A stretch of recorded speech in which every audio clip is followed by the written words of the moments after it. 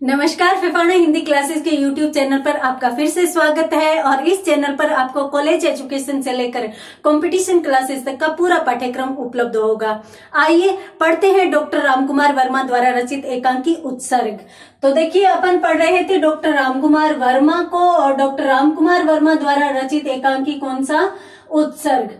Doctor Ramkumar Verma एक महान एकांकीकार, और इनके परिचय के संबंध में जब अपन पढ़ रहे थे तब अपनों ने देखा था कि एकांकियों के जनक या फिर पाश्चात्य से एकांकी को भारतीय क्षेत्र में या भारतीय साहित्य में लाने का श्रेय डॉक्टर वर्मा को ही जाता है। अपन उत्सर्ग एकांकी पढ़ रहे थे इनके द्वारा रचित, और उत्सर्ग एकांकी में अपन कहाँ पर थे?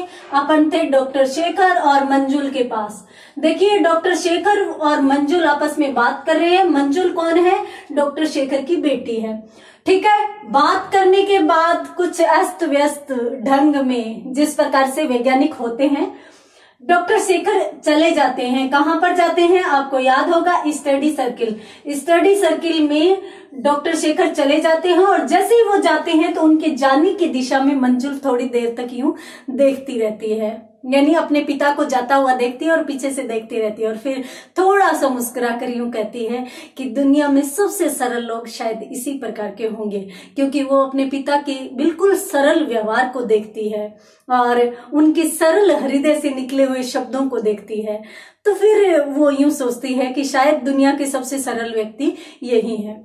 तो यहाँ पर डॉक्टर शेखर चले जाते हैं, और अब यहाँ पर मंच पर कौन रह जाता है? अकेली मंजुल रह जाती है। अब मंजुल क्या करती है? देखिए, मंजुल सुधीर को आवाज लगाती है। अब सुधीर कौन है? ये मैंने सबसे पहले पात्र परिचय करवाया तब बताया था। ये सेवक नहीं कहें, आज के संदर्भ में कहें तो नौकर है, इनके यहाँ नौकरी करता है। तो मंजुल सुधीर को आवाज लगाती है, सुधीर पानी देना। तो जैसे ये बोलती है सुधीर, तो बोलता है जी सरकार। यहाँ पर सुधीर है, वो मंजुल को सरकार नाम से बुलाता है। ठीक है, तो मंजुल कहती है पानी देना। जी मीठा ला दूं, यानी मीठा पानी ला दूं। मीठा पानी कुछ भी हो सकता है, शिकंजी हो सकती है, शरबत हो सकता है। तो मंजुल कहती है नहीं, सादा पानी ला दो। जी सरकार, अभी लाया। तो सुधीर पानी लाने चला जाता है। जैसे ही सुधीर पानी लाने जाता है तो मंजुल खड़ी होती है, खड़ी होकर और एपराटस के पास जाती है, देखती है, और फिर यूं सोचती है कि क्या चीज बनाई है पिताजी ने, क्या हो सकता है। इतने में सुधीर पानी लेकर आ जाता है। तो सुधीर से पूछती है, सुधीर तुम जानते हो ये क्या है?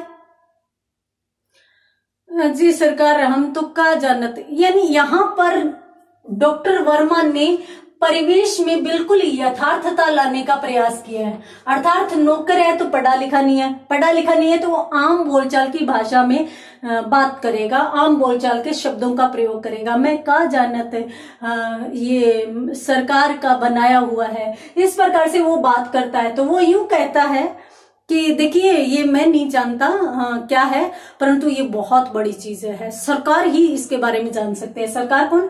डॉक्टर शेखर। और उन्होंने बहुत बड़ी चीज बनाई है, शायद कोई ऊंची चीज है। और जब सरकार चलाते हैं ना, तो ये ना बल्ब ये जलने लगते हैं और अनेक प्रकार की आवाजें होने लगती है। ये जो पानी है ना, हरा हरा पानी, ये गोल गोल घूमने लगता है, ये ऊपर जाता है फिर नीचे आता है, मतलब इस प्रकार की। यहाँ पर सुधीर है, वो पूरी की पूरी एपराटस में जिस प्रकार की क्रियाएं घटित होती है ना, वो सारी की सारी बयां करने लगता है। तो मंजुल उसे रोकती हुई कहती है कि तुझे पता है ये क्या काम करता है?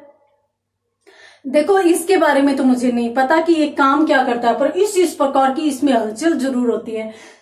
तो फिर मंजुल उसे कहती है कि तुझे पता है, पिताजी यूं कहते हैं कि आदमी मरने के बाद भी नहीं मरता। हाँ साहब, ये तो मुझे पता नहीं, अब मरने के बाद मरता है कि नहीं मरता है, बस मैं नहीं जानता, क्योंकि सरकार जब चलाते हैं ना तो सरकार ही रहते हैं यहाँ पर, और मैं आता जाता नहीं हूं, और यहाँ पर सबके आने के लिए मनाही होती है, यानी कोई आ नहीं पाता। सरकार बैठ जाते हैं, बिल्कुल ध्यान लगा के बैठते हैं, और फिर बातें भी करने लग जाते हैं। पता नहीं किससे बातें करते हैं, क्या क्या बातें करते हैं, मैं नहीं जानता। तो फिर मंजुल थोड़ा सा मुस्कुराती है और यूं कहती है कि ये भी कुछ नहीं जानता। ठीक है, तू कुछ नहीं जानता, तू जाकर मेरा सितार ला दे मुझे। अब मंजुल को कहता है कि सितार, मंजुल सुधीर को कहती है कि जाकर मेरा सितार ला दे। सितार कौन सा? वो टुन टुन टुन टुन आवाज करने वाला। तो मंजुल हंसती है कि ये भी देखो कैसा पागल है। हाँ वही ला दो। तो फिर सुधीर है वो सितार लेने के लिए चला जाता है। मंजुल एपराटस के पास जाती है। एपराटस के पास जाकर और फिर उसे इधर उधर से यूं हाथ लगाते हुए देखती है तो उसके हाथ से और एक स्विच ऑन हो जाता है, मतलब एक बटन दब जाता है। जैसे ही वो बटन दबता है तो एकदम से एक लाल बल्ब जलता है। लाल बल्ब के बाद हरा बल्ब जलता है और हरा बल्ब जला ही रह जाता है। उसी समय बीच में सुधीर आ जाता है सितार लेकर, और सितार में जो तार लगे होते हैं, सितार में पतले पतले तार लगे होते हैं जिनसे ध्वनि उत्पन्न होती है। तो उन तारों को देखकर और सुधीर कहता है कि सरकार ये बिजली के तार तो नहीं है। अब यहाँ पर सुधीर सितार को उठाकर लाया है तो उसको ये चिंता हो रही है कि कहीं ये बिजली के तार हुए तो मुझे करंट न लग जाए। तो यहाँ पर सुधीर की सरल मानसिकता दिखाई देती है। ठीक है, तो वो कह रहा है कि ये बिजली के तार तो नहीं है। तो मंजुल हंसती हुई कहती है कि कितना पागल है, नहीं ये कोई बिजली के तार नहीं है, तू मुझे दे दे और तू यहां से जा।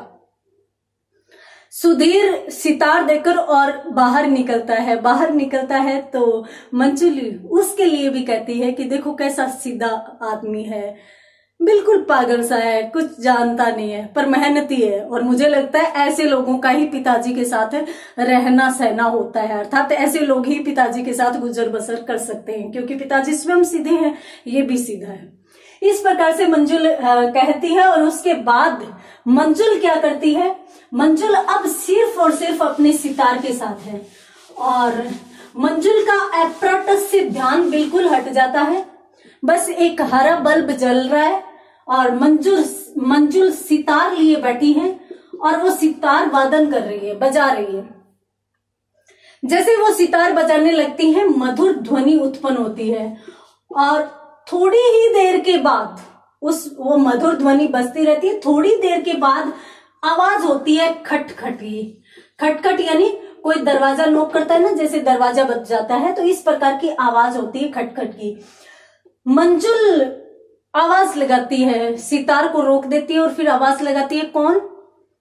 तो फिर सामने से आवाज आती है, मैं छाया देवी।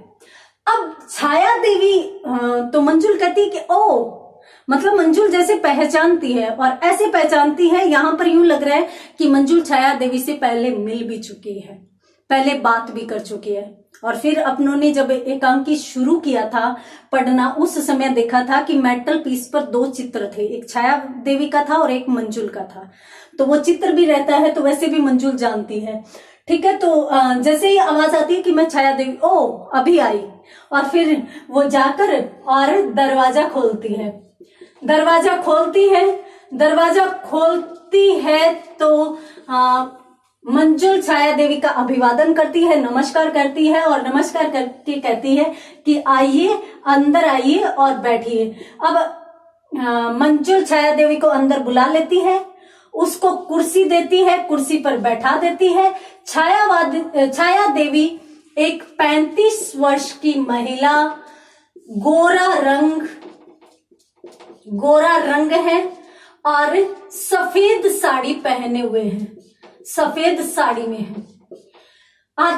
अंदर आती है, मंजुल का अभिवादन स्वीकार करती है और फिर कुर्सी पर बैठ जाती है।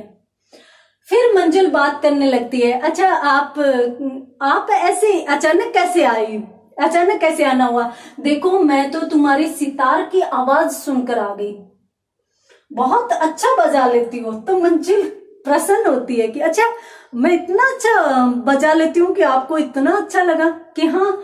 और कुछ ये एक जो बल्ब है, कौन से रंग का बल्ब जल रहा है? हरा बल्ब।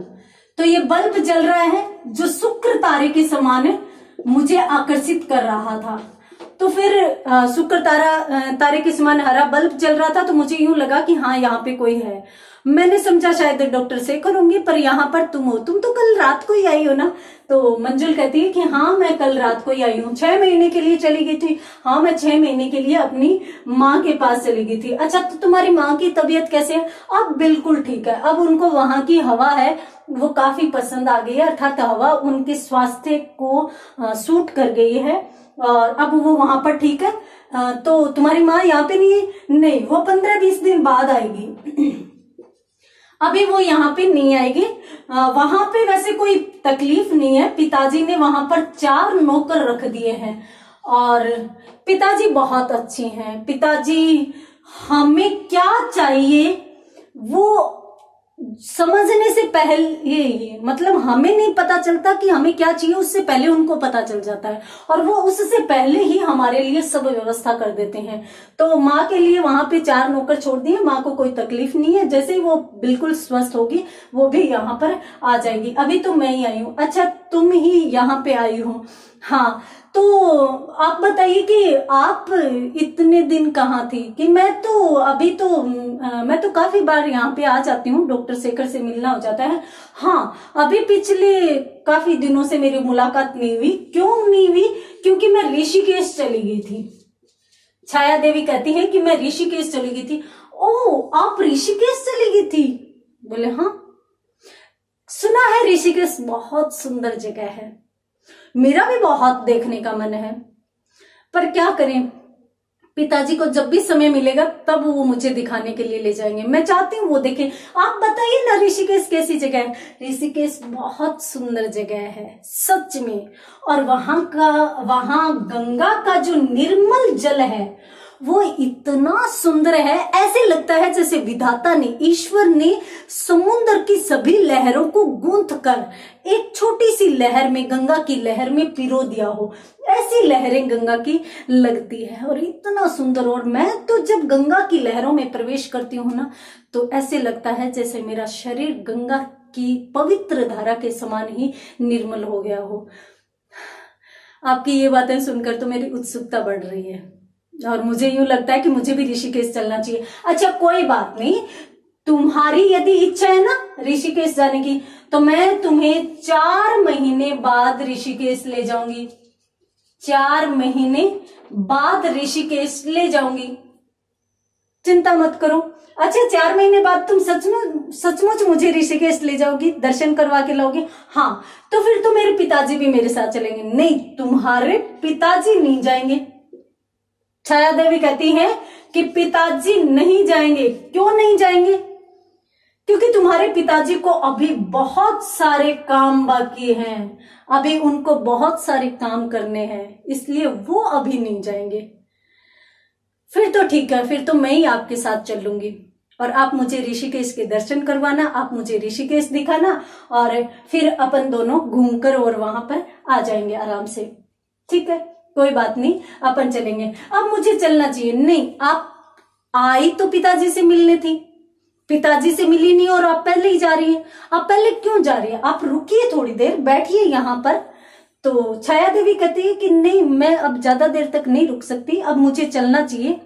अब मुझे थोड़ा सा कि यहाँ पर थोड़ा टाइम ज्यादा हो गया है तो इसलिए अब मैं जाना चाहूंगी। तो छाया देवी यूं कहती है कि अब मुझे जाना चाहिए, अब मैं जाना चाहूंगी। अब छाया देवी यहाँ पर यूं कहती है तो मंजुल यूं कहती है कि ठीक है, तो फिर से आइएगा, फिर से आइएगा और फिर से हमसे बात करिएगा, हमसे मिलिएगा। मुझे भी आपसे मिलकर बहुत अच्छा लगा और बाद में आएंगी तो पिताजी से भी मिलना हो जाएगा और आती रहा करो। मुझे आपसे मिलना भी अच्छा लगता है, आपसे बातें करना भी अच्छा लगता है। छाया देवी कहती है कि हाँ ठीक है, मैं तुमसे मिलने के लिए फिर से आऊंगी और अब के लिए मैं जा रही हूँ। अब छाया देवी यहां से निकल जाती है। जैसे ही छाया देवी निकल जाती है तो मंजुल फिर छाया देवी को जाता हुआ देखकर और फिर यूं सोचती है कि देखो पिताजी से कितनी नजदीक फिर भी कितनी दूर। और ये सोचकर और फिर छाया देवी के बारे में 2 मिनट के लिए सोचती है और 2 मिनट के लिए सोचने के बाद और फिर सुधीर को आवाज लगाती है। मंजुल सुधीर को आवाज लगाती हुई कहती है कि सुधीर सुधीर सुधीर जल्दी से आता है कि हाँ, जी सरकार, कि अब है ना मैं सितार नहीं बजाऊंगी, तुम ले जाओ। अब मेरा सितार बजाने का मन नहीं है, अब मैं नहीं बजाऊंगी। तो वो सितार मंजुल सुधीर को दे देती है। क्या सरकार, अब आप नहीं बजाएंगे? नहीं बजाऊंगी, अब तुम यहां से ले जाओ। ठीक है, तो यहां पर मंजुल इसको सुधीर को सितार दे देती है। सितार ले जाता है, सुधीर वहां से निकलता है और उसी समय एकदम से हड़बड़ाहट में डॉक्टर शेखर का प्रवेश होता है। डॉक्टर शेखर हड़बड़ाहट में आते हैं और आते ही जल्दी से पूछते हैं, देखो मंजुल मैं आ गया, देखो मैं ज्यादा लेट तो नहीं हुआ, आज तो तुम यहाँ थी ना, तो मेरा स्टडी सर्किल में मन भी नहीं लगा, बस 2 बातें जल्दी जल्दी बताई और फिर मैं वहां से निकल आया। और शेखर हड़बड़ाहट में और ऐसे अपना जो कोट पहनकर गए थे वो कंधे पर डाले हुए और प्रवेश करते हैं। मंजुल फिर डॉक्टर शेखर की तरफ देखकर हंसती है। हाँ, वो तो दिख ही रहा है, आपने ज्यादा टाइम नहीं लगाया और साथ साथ आपको कोट पहनने तक का भी टाइम नहीं मिला, वहां पे रास्ते में भी नहीं मिला होगा।